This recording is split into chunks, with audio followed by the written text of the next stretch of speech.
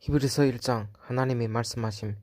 옛날 하나님께서는 예언자들을 통하여 여러 가지 방법으로 수없이 우리 조상들에게 말씀하셨습니다.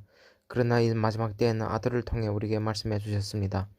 하나님은 그 아들을 모든 것이 상속자로 삼으시고 또 아들을 통해 우주를 창조하셨습니다.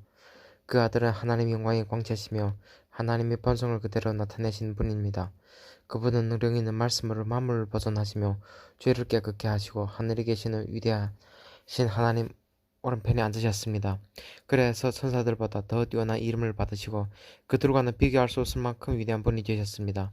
하나님께서는 어느 천사에게도 너는 내 아들이다, 오늘 내가 너를 낳았다 라고 말씀하시거나 또 나는 그의 아버지가 되고 그는 내 아들이 될 것이다 라고 말씀하신 적이 없습니다. 그러나 하나님께서 아들을 세상에 보내실 때 하나님의 모든 천사들은 그에게 경배하여라 하셨습니다. 또 천사들에 대해서는 하나님이 그의 천사들을 바람으로 삼으시고 그의 종들을 불꽃으로 삼으신다라고 하셨습니다. 그러나 아들에 대해서는 이렇게 말씀하셨습니다. 하나님이시여 주는 영원히 통치하시고 주의 나라를 정의의 지팡이로 다스리십니다. 왕이 옳은 것을 사랑하고 악한 것을 미워하였으므로 왕의 하나님 왕에게 기쁨의 기름을 부어 다른 왕들보다 높이셨습니다. 주의 태초에 주께서 땅에 기초를 놓으셨고 하늘도 주의 손으로 만드셨습니다. 하늘과 땅은 없어질 것이나 주는 영원히 살아계실 것이며 그것들은 옷처럼 낡아질 것입니다. 주께서 그 모든 것을 옷처럼 말아버리시면 그것들이 의복처럼 변할 것이나 주는 변함없이 한결같으시고 주의 연대는 끝이 없을 것입니다. 하나님께서 어느 천사에게 내가 내 원수들을 내 발 아래 앞에 굴복시킬 때까지 너는 내 오른편에 앉아 있거라 고 말씀하신 적이 있었습니까?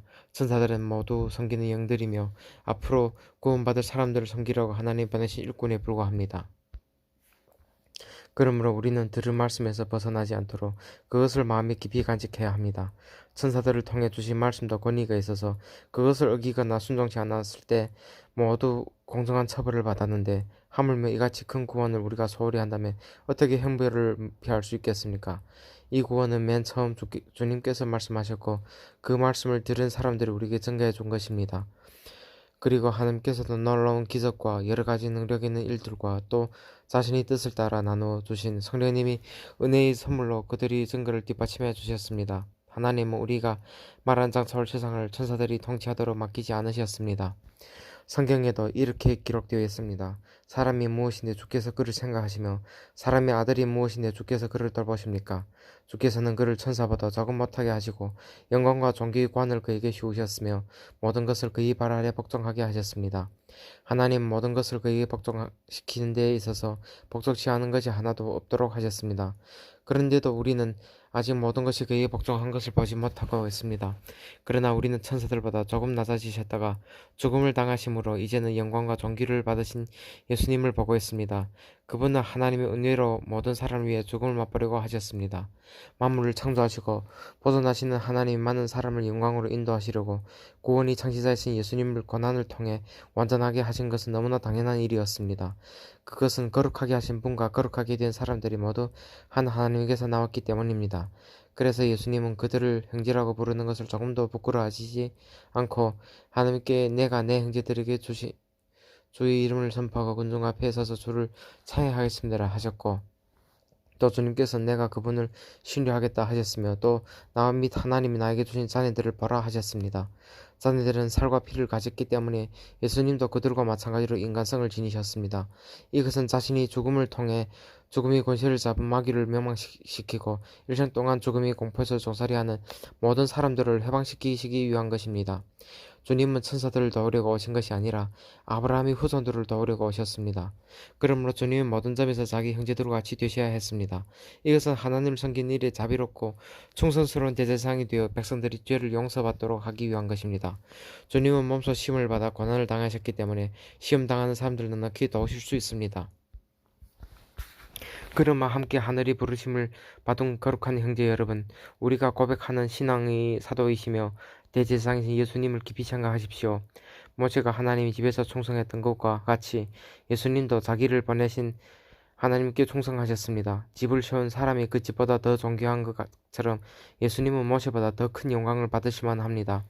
어느 집이든 그 집을 세운 사람이 있듯이 모든 것을 창조하신 분은 하나님이십니다. 모세는 하나님께서 장차 말씀하실 것을 증거하기 위해 하나님의 온 집에서 종으로 충성하였으나 그리스도는 하나님이 집을 맡은 아들로 충성하셨습니다. 만일 우리가 희망으로 인한 용기와 자랑스러운 기쁨을 끝까지 굳게 지키면 우리는 곧 하나님의 집입니다. 그래서 성령님도 이렇게 말씀하십니다. 오늘 너희가 그의 음성을 듣거든 광야에서 시험할 당시 방행하던 때처럼 못된 고집을 부리지 말아라. 거기서 너희 조상들이 나를 떠보고 시험하였으며 40년 동안 내가 하는 일을 보았다. 그래서 내가 그들에게 노하여 그들의 마음은 언제나 미혹되어 내 길을 알지 못하였다 하였고 또 내가 분노하여 그들은 안식처가 될 약속의 땅에 들어오지 못할 것이라고 선언하였다. 형제 여러분 가운데서 믿지 않은 악한 마음을 품고 살아계신 하나님 떠나가는 사람이 생기지 않도록 조심하십시오.